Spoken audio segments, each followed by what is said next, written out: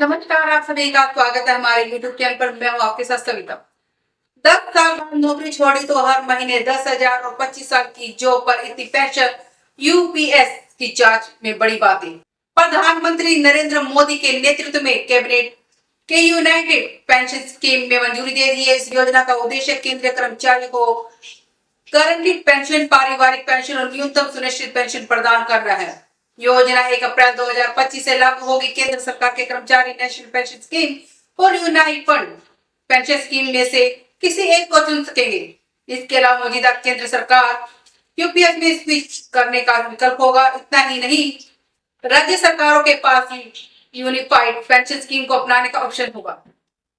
केंद्रीय मंत्री अश्विनी वैष्णव ने कहा कि केंद्रीय मंत्रिमंडल ने केंद्रीय कर्मचारियों के लिए यूनिफाइड पेंशन स्कीम के अप्रूवल दे दिया। इस योजना में केंद्र सरकार में लगभग 23 लाख कर्मचारियों को लाभ होगा।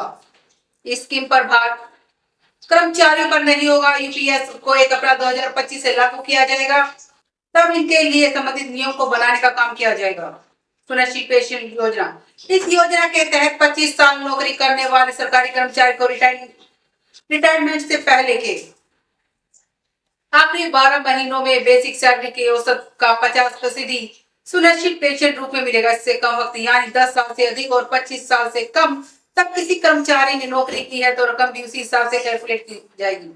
सुनिश्चित फैमिली योजना। अगर किसी कर्मचारी की नौकरी रहते मौत हो जाती है तो उसका 60% उसकी पत्नी को मिलेगा।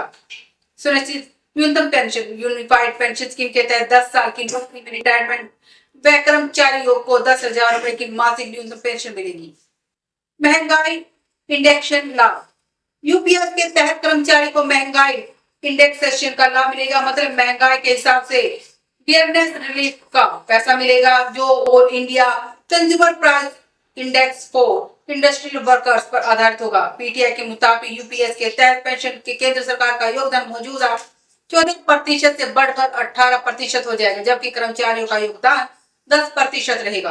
अश्विनी वैष्णव ने कहा कि कुछ केंद्रीय कर्मचारियों ने प्रधानमंत्री से मुलाकात की। बैठक में यूपीएस के समर्थन थे।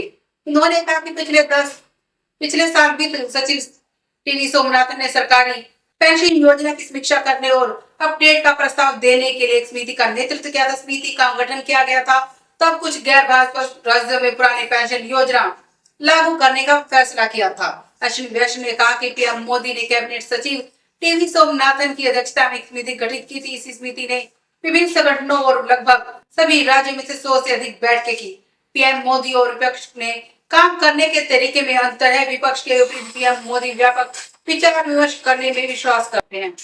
ऐसे ही दुनिया भर की खबरों को जानने और सुनने के लिए हमारे चैनल को सब्सक्राइब करें, लाइक करें, शेयर करें, कमेंट करें। धन्यवाद।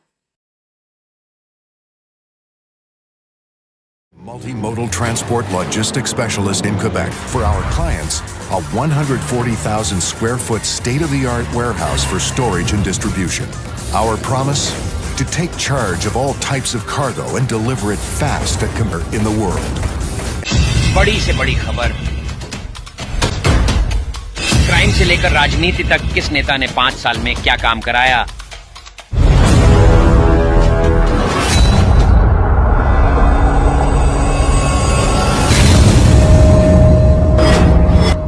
मिलेगी सबसे पहले हर खबर चेंजिंग फ्यूचर न्यूज पर, जो बदलेगा आपका